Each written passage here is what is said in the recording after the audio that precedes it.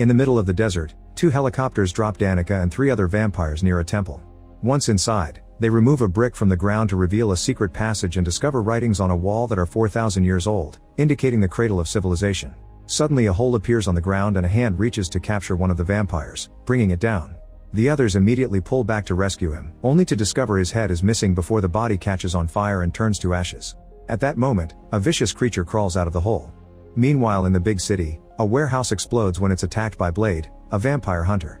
He's a vampire hybrid himself, which means he has superhuman abilities but he can still walk under the sun and withstand silver. However, nobody believes his story about vampires killing people, and the police are waiting for him to make a mistake to catch him as a murderer. A few vampires try to escape from the warehouse, but Blade is incredibly fast and dodges their car before making it explode. Then he fights the other vampires hand to hand, turning them into ash in seconds. His best friend Whistler comes by in a truck to bring Blade his car, which he uses to chase after 2 vampires that are escaping on vehicles. They exchange a few shots on the road and Blade manages to run over one of the bikers, then he causes the other to fall through his window so he can beat him up and kill him. Suddenly the first vampire comes back and jumps on the car, but Blade quickly kills him too. There are 2 vampires left in a car ahead of him, so Blade turns the lights on his own car to burn them. One dies, but the other manages to hide. Next, Blade pushes their car with his to make it flip, and when he comes out, he discovers the remaining vampire has been staked with silver yet he hasn't turned to ash. The vampire reveals that he's just a human wearing fake fangs and this was a trap. Blade is currently being recorded by Danica to have proof he's killed an innocent civilian. Soon the cops are approaching, so Blade runs away. Afterward, Blade returns to his hideout and Whistler gives him a gift, a special inhaler so he can take the serum that keeps his thirst down more easily. Meanwhile Danica sends the video to the FBI before going home, where she discovers the creature that they brought from the temple is already fed on 5 people. Danica goes to check on him and sees he's taken a more humanoid form, using the name Drake. He thinks modern vampires are a shadow of the old power, but Danica wants him to guide the vampiric community and kill Blade.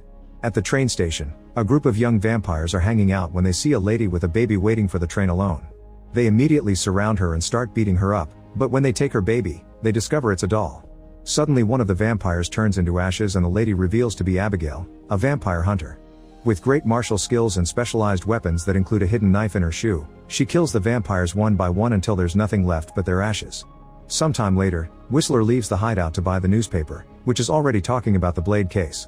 This allows the FBI to follow him, and in the middle of the night, the agents attack the hideout. After telling Blade to run, Whistler activates self-destruction on all his computers while opening fire on the agents, who manage to hurt him in the leg. Blade also encounters agents on his way out and fights them hand to hand while Whistler receives another shot. Finding himself cornered, he has no choice but to activate an explosive to destroy all their equipment, dying in the process. Blade jumps out of the building right before it blows up, but then he's surrounded by agents and has to surrender. Later at the police station, the FBI agents make fun of Blade for believing in vampires and accuse him of being a serial killer. Then they leave him in the hands of Dr. Vance, who proceeds with the mental examination. He treats Blade like a crazy person, asking dumb questions like the name of the president to check Blade's grasp on reality. Vance pronounces Blade psychotic, and while the FBI and the cops argue over who should have custody of Blade, Vance injects him with tranquilizers. At that moment Blade realizes Vance is a familiar, meaning he's pledged himself to a vampire leader. He confirms this by showing his tattoo, and it's revealed that the FBI agent also has it. It's all been part of Danica's plan to get rid of Blade. At that moment, Danica and a few other vampires like Yarko arrive at the station pretending to be the transfer team. Blade is too weak to defend himself, but suddenly the window is shattered and one of the vampires is burned down. It's another vampire hunter called Hannibal, who immediately begins fighting the vampires and kills a few of them while Danica runs away. Yarko manages to push Hannibal against the wall, but the distraction allows Blade to use his inhaler and finally recover. He immediately kicks Yarko away and grabs his things before joining Hannibal in the corridors, where they start fighting a bunch of cops with the help of Abigail, who turns out to be Whistler's daughter. Soon they find themselves surrounded by both cops and vampires, so Blade escapes through the ceiling while Abigail uses a special bow to open their way through the vampire group. The duo manages to make it outside and watch Blade jumping out the window, explaining he went back for his sword. Outside there are cops waiting for them too, but suddenly Dex appears to pick them up. The trio escapes in a van only to notice Yarko running after them, so Abigail shoots him with an arrow to make him fall. Moments later, Blade is taken to a new hideout and learns that Abigail formed her own vampire hunter team called the Night Stalkers thanks to everything she learned from her dad. The other members are the weaponry designer Hedges, blind scientist Summerfield, and her young daughter Zoe. In fact, it was Summerfield who designed Blade's new inhaler, and Whistler had wanted Blade to work with them. Hannibal reveals he used to be a vampire and Danica's pet until Abigail rescued him and Summerfield cured him, but Blade isn't interested because they're amateurs and he sees them as kids. Then the group shows Blade some old relics, revealing that the legend of Dracula is real and he's been around for 7,000 years. He's used different names through time, and now he's the guy Danica calls Drake. Dracula is the original vampire and he's so powerful that the sun doesn't affect him. In fact, while the team discusses this, Drake goes out during the day to learn more about modern society. Eventually he makes it to a goth store and is disgusted by all the dumb Dracula merchandising, which includes a vampire adult toy. Offended, he decides to throw one of the clerks out of the window and feed on the other one. Back to the team, Summerfield reveals she's been working on a biological weapon that she calls Daystar, a virus that specifically targets vampires. Unfortunately, the virus lethality is still spotty, so they need better DNA to work with. Dracula's blood is still pure and unaffected by generations of mutation, so they'll need a sample of it. To reach Drake, Blade thinks they should go through the familiars first. Before they leave, Hedge hands them a bunch of cool new weapons, including a UV arc. The team starts visiting all sorts of familiars, which they find by following the tattoo. They beat them all up, but none of them have any useful information. After lots of pointless fights, the trio is dangling a familiar off the side of a bridge when the guy suddenly gets a call from Vance. Finally having a name, they let the familiar fall to his death and go to Vance's office, beating up even more guards on every single floor. Many more humans are knocked out until they find Vance, but before they can talk, Hannibal notices the real Vance is dead behind a desk. The Vance in front of them is Drake, who quickly changes forms and dodges Abigail's shot to capture Hannibal. After stabbing Hannibal, Drake jumps out of the window and Blade immediately follows him. They run through the city until they break into a building, and after destroying several apartments, they make it to the roof, where Blade discovers Drake has kidnapped a baby. Drake confirms he's been brought back because the other vampires want to be able to walk in the sun too. Then he throws the baby, disappearing while Blade catches the child. Meanwhile, Abigail heals Hannibal's wound and tells him not to give up, but when they return to the hideout, she can't stop being upset over the loss of her dad.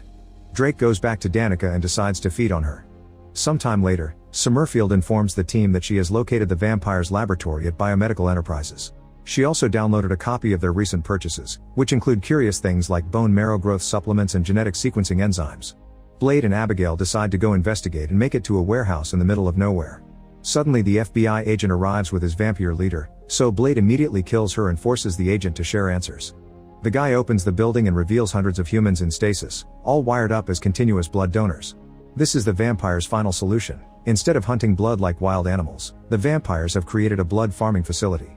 A furious Blade shoots the agent and then forces the computer technician to shut down the facility, which kills all the sleeping humans. At the hideout, the rest of the team is relaxing in different ways and doesn't notice Whistler enter the building. He approaches Hannibal, who is confused until Whistler grabs his face and he realizes this is actually Drake. Seconds later, Summerfield hears a noise and goes to investigate, only to find a ball covered in blood. She tells Zoe to hide while she keeps investigating, not realizing she's walking right next to Dex's and Hedge's bodies. Suddenly Drake finds her, and in her hiding spot, Zoe hears her mom scream.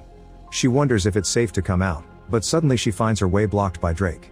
Moments later, Blade and Abigail come back to find Hedges, Dex, and Summerfield all dead, but Hannibal and Zoe are missing.